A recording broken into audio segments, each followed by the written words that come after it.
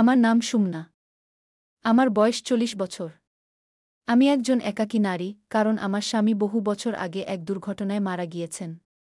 আমাদের একটি ছোট কাপড়ের ব্যবসা আছে, আর্থিকভাবে আমরা মোটামুটি সচ্ছল। তাই জীবনে নিত্যদিনের অভাব খুব একটা নেই। আমি আমার বৃদ্ধা মা আর একমাত্র মেয়েকে নিয়ে শহরের প্রান্তে একটি দোতলা বাড়িতে থাকি। আমাদের বাড়ির চারপাশে অনেকটা খোলা জায়গা, তাই পরিবেশটা শান্ত। পাশেই একটা ছোট সবজি ক্ষেত আছে, যেখানে মাঝে মাঝে আমি গাছপালা দেখতে যাই। আমার মেয়ের নাম ঐশী। তার বয়স ১৯ বছর। মেয়েটি রোগাপাতলা হলেও বেশ লম্বা, উচ্চতা প্রায় ৫ ফুট ৭ ইঞ্চি। সে কলেজে পড়ে এবং হোস্টেলেই থাকে। তার কলেজ এখান থেকে খুব দূরে নয়, গাড়িতে ১ ঘণ্টার পথ।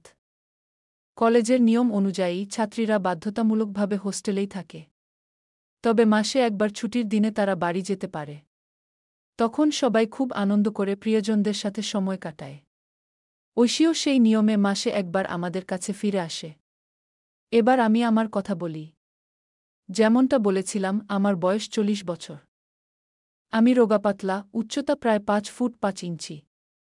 অনেকে বলে আমার চেহারায় এখনও এক ধরনের আকর্ষণ আছে। আমি সাধারণত ঘরে সালোয়ার কামিজ বা নাইটি পরি। বিশেষ অনুষ্ঠান বা উৎসবে তবে আমি শাড়ি পরি। বাইরে বের হলে অনেক সময় মানুষ আমার দিকে তাকিয়ে থাকে, এটা আমার বান্ধবীরাও মাঝে মাঝে বলে। ঐশী শুধু মেধাবী নয়, সে খুব স্মার্টও। তবে ইদানিং ওকে কিছুটা ক্লান্ত আর অস্বস্তিকর লাগছিল। তখন শর্মিলা ম্যাডাম আমাকে পরামর্শ দিলেন যেন আমি মেয়েকে কিছুদিন বাড়িতে রাখি। এতে ও মানসিকভাবে স্বস্তি পাবে এবং আবার পড়াশোনায় মনোযোগ দিতে পারবে। আমি তার কথা মেনে নিলাম। তাই ঐশীকে কিছুদিনের জন্য হোস্টেল থেকে বাড়িতে নিয়ে এলাম। আমরা দুজনেই শিক্ষিত, তাই মাঝে মাঝে আমাদের আলাপচারিতা ইংরেজিতেও হয়। ঐশী আসার পর কয়েকদিন খুব ভালোভাবে কেটে গেল। সকালে আমি আমার কাপড়ের দোকানে চলে যেতাম, আর ঐশী তখন বাসায় বিশ্রাম নিত বা বই পড়ত। মাঝে মাঝে সে কাছের বান্ধবীর সঙ্গে দেখা করতে বাইরে যেত। আমি খেয়াল করতাম, ও একা থাকলে অনেক সময় চুপচাপ হয়ে যেত। যেন ভেতরে ভেতরে কিছু ভাবছে, যা সে আমার কাছে প্রকাশ করে না। আমি জানতাম, বাইরে গিয়ে ও হয়তো বন্ধুবান্ধবদের সাথে আড্ডা দেয়। এমনকি হয়তো সিগারেটও খায়, তবু আমি ওকে কিছু বলতাম না। ভেবেছিলাম, জোর করে কিছু বললে সে হয়তো আমার থেকে দূরে সরে যাবে। তাই নীরব থাকা ছাড়া উপায় ছিল না। এক শনিবারের ঘটনা। সেদিন আমাকে মহিলাদের এক সাংস্কৃতিক অনুষ্ঠানে যোগ দিতে যেতে হয়েছিল। একই সময় আমার মাও আশ্রমে সৎসঙ্গে গিয়েছিলেন। ফলে সেদিন বাড়িটা পুরোপুরি ফাঁকা ছিল। সময় তখন প্রায় সন্ধ্যা ৫টা বা ৫:৩০। আমাকে বের হওয়ার আগে কাপড় বদলাতে হতো। কিন্তু খুঁজে খুঁজে আমার নীল সিল্কের শাড়িটা পাচ্ছিলাম না। শাড়ি খুঁজতে খুঁজতে আমি চলে গেলাম ঐশীর ঘরে। ঠিক তখনই ঐশী বলল, মা, আমি একটু বন্ধুদের সঙ্গে বাইরে যাচ্ছি। বলেই সে দ্রুত বেরিয়ে গেল। আমি শুধু মাথা নেড়ে সম্মতি দিলাম। ওর আচরণে এক ধরনের তাড়াহুড়ো ছিল, যেটা আমাকে খানিকটা অবাক করেছিল। তবে সেদিন সময়ের চাপে আমি আর খুঁটিয়ে ভাবিনি। তারপর আমি আবার শাড়ি খুঁজতে শুরু করলাম। হঠাৎ আমার চোখে পড়ল যে নীল সিল্কের শাড়িটা আমি খুঁজছিলাম, সেটা দরজার পাশে রাখা একটি ছোট্ট ট্রাঙ্কের ভেতর সুন্দরভাবে ভাঁজ করে রাখা। তখন আমার মনে এক অদ্ভুত প্রশ্ন জেগে উঠল, ওটা সেখানে গেল কিভাবে? আমি হঠাৎ খেয়াল করলাম, আমার নীল সিল্কের শাড়িটা পরে আছে ঐশীর খাটের নিচে। তখন আমার মনে প্রশ্ন জাগল, আমার কাপড় এখানে এলো কিভাবে? কিন্তু সময় তখন বেশ দেরি হয়ে গিয়েছিল। আমাকে অনুষ্ঠানে যেতে হতো। তাই তাড়াহুড়ো করে শাড়িটা তুলে নিলাম এবং গায়ে জড়ালাম। শাড়ি পরার পর আমার অস্বস্তি লাগল। মনে হলো যেন কোথাও আঠালো কিছু লেগে আছে। তাড়াতাড়ি খুলে দেখতেই চোখে পড়ল কিছু অদ্ভুত দাগ। প্রথমে কিছু বুঝতে পারিনি, কিন্তু কয়েক মুহূর্ত পর মনে এক অস্বস্তিকর ধারণা এলো। বুকের ভেতরটা কেঁপে উঠল। ঐশী তাড়াহুড়ো করে বাইরে বের হয়ে গেল। যাওয়ার আগে শুধু বলল, মা, আমি যাচ্ছি। আমি চুপচাপ মাথা নেড়ে তাকে যেতে দিলাম। ও চলে যাওয়ার পর আমি তার ঘরে ঢুকলাম, বিছানা গুছিয়ে দিচ্ছিলাম। চাদর, বালিশ ঠিক করতে করতে হঠাৎ চোখ গেল খাটের নিচে। আবারও কিছু অদ্ভুত জিনিস দেখতে পেলাম। যেন এমন কিছু, যা স্বাভাবিকভাবে ওর ঘরে থাকার কথা নয়।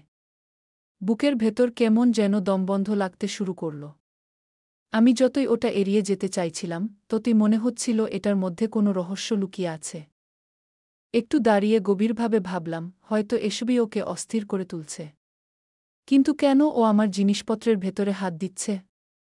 আমার মাথার ভেতর প্রশ্ন ঘুরপাক খাচ্ছিল।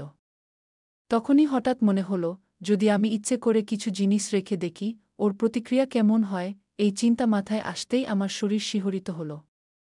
মনে হচ্ছিল আমি যেন অজান্তেই কোনো অদ্ভুত খেলায় জড়িয়ে পড়ছি। ঠিক তখনই ঘড়ির কাঁটা টিকটিক শব্দ করে আমাকে থামিয়ে দিল। ঘরে হালকা অন্ধকার নামছিল, আর জানালার বাইরে থেকে ভেসে আসছিল শুকনো পাতার খসখস শব্দ। জানালার বাইরে বাতাস হু হু করে বইছিল। খসখস শব্দ যেন ক্রমে জোরালো হচ্ছিল। আমি চুপচাপ খাটের নিচ থেকে সেই জিনিসটা টেনে বের করলাম। ওটা ছিল একটা কাপড়ের টুকরো, তাতে অদ্ভুত দাগ লেগে আছে। হাতের মুঠোয় নেওয়ার সাথে সাথেই বুকের ভেতর কেমন ঠান্ডা স্রোত বয়ে গেল। আমি অনুভব করলাম, এই দাগগুলো কোনো সাধারণ ব্যাপার নয়। যেন এর সঙ্গে জড়িয়ে আছে কোনো গোপন সত্য, যা আমার কাছ থেকে লুকানো। ঠিক তখনই দরজার কপাট হালকা কেঁপে উঠল। মনে হলো যেন কেউ বাইরে দাঁড়িয়ে আড়ি পেতে শুনছে। আমি হঠাৎ চমকে উঠলাম, হাতের কাপড়টা দ্রুত লুকিয়ে ফেললাম। দরজা খুলে বাইরে তাকালাম, কেউ নেই। শুধু লম্বা করিডোরে আলোধারীর খেলায় এক অদ্ভুত নীরবতা নেমে আছে। কিন্তু আমার মনে হচ্ছিল কেউ আমাকে লক্ষ্য করছে। যেন অদৃশ্য চোখ দুটো ছায়ার আড়াল থেকে সবকিছু দেখছে। আমি ধীরে ধীরে দরজা বন্ধ করলাম। আর ঠিক তখনই ঘরের ভেতরে কোথা থেকে যেন ফিসফিস শব্দ ভেসে এলো। মা! ফিসফিস শব্দে আমার হৃদস্পন্দন দ্রুত বেড়ে গেল। আমি ধীরে ধীরে ঘরের চারপাশে তাকালাম। কোনো মানুষকে দেখতে পেলাম না, শুধু অন্ধকারে হালকা আলোয় ছায়া নাচছে। হঠাৎ মনে হলো কেউ আমার কাছে এসে দাঁড়িয়েছে। ঠান্ডা হাওয়া ঘুম্ম ঠোঁটের কাছে ঘেঁষে যাচ্ছে। আমার হাত অজান্তে কাপড়ের টুকরো আরও শক্ত করে ধরে রাখল। মনে হচ্ছিল ঘরে শুধুই আমি নই, যেন কেউ বা কিছু আমার প্রতিটি পদক্ষেপ পর্যবেক্ষণ করছে। ঠিক তখনই দরজার চাবি নিজে নিজে হালকা ঝকঝক করতে শুরু করল। এটা কি হচ্ছে? আমি নিজেই কণ্ঠে বললাম, অথচ উত্তর কেউ দেয়নি। আমি ভয়ে ঘরের কোণে দাঁড়িয়ে তাকালাম। হঠাৎ এক ছায়া দ্রুত ঘর দিয়ে চলে গেল। মনে হলো যেন কেউ আমার প্রিয় জিনিসের দিকে হাত দিয়েছে। বুকের ভেতর অদ্ভুত কাঁপুনি, এক ধরনের উত্তেজনা ও ভয়ের মিশ্রণ অনুভব করলাম। মনে হলো আজ রাতটাকে আর কখনো ভুলব না। এভাবেই কেটেছিল সেই দিনটা। রোজকার দিনের মতো আমি আবার আমার কর্মস্থলে যাওয়ার জন্য বের হলাম। সেই সুযোগে ঐশী তার এক ফ্রেন্ডকে নিয়ে বাসায় এলো। ঐশী তার ফ্রেন্ডকে তার ঘরের ভিতরে নিয়ে সিগারেট খাচ্ছিল আর বসে বসে গল্প করছিল।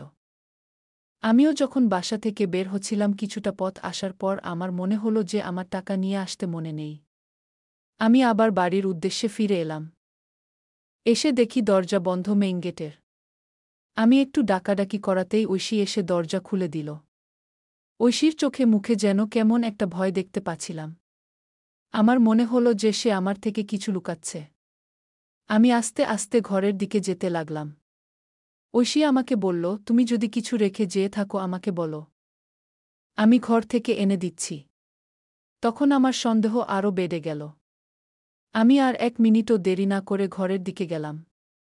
ঘরের ভিতরে ঢুকতে না ঢুকতেই দেখি সমস্ত ঘর ধোয়া ধোয়া হয়ে গেছে। আমি ঐশীকে জিজ্ঞাসা করলাম, এত ধোয়া কিসের, আর এই ধোয়া আসছে কোথা থেকে? ঐশী কোনো উত্তর দিল না। আমি আস্তে আস্তে ঐশীর ঘরের দিকে গেলাম। যে দেখি ঐশীর ঘরটা বেশিই ধোয়া। ঘরের খাটের উপরে দেখি একটা পুরুষ মানুষের প্যান্ট খোলা। তখন আমি সারা ঘর খুঁজতে লাগলাম কেউ আছে কিনা। সব জায়গায় খুঁজলাম কিন্তু কোথাও পেলাম না। হঠাৎই তার ঘর থেকে চলে আসব, আমার মনে হলো খাটের নিচটা দেখিনি। খাটের নিচটা দেখতেই দেখি এক যুবক পুরুষ শুয়ে আছে খাটের নিচে। আমি তাকে বের হতে বললাম, সে খাটের নিচ থেকে বেরিয়ে এলো। এবং খাটের নিচ থেকে বেরিয়ে আসার পর দেখি তার গায়ে তেমন কিছুই ছিল না। তার আন্ডারওয়্যারটা ছিল শুধু। ছেলেটাকে ওইভাবে ওই অবস্থায় দেখে আমারও মনের ভিতর কেমন একটা হলো। আমার মেয়ে আমাকে এসে আস্তে আস্তে জড়িয়ে ধরল। আমারও এক মুহূর্তের জন্য খুব ভালো লাগা শুরু হলো। আস্তে আস্তে ছেলেটাও এসে আমাকে স্পর্শ করল। এবং আমরা মা মেয়ে মিলে ছেলেটার সাথে খুব রোমান্টিক মুহূর্ত চলে গিয়েছিলাম। তারপর থেকে ছেলেটিকে মাঝেমধ্যে ডেকে আমি আমার মেয়ে একসাথে মজা করতাম।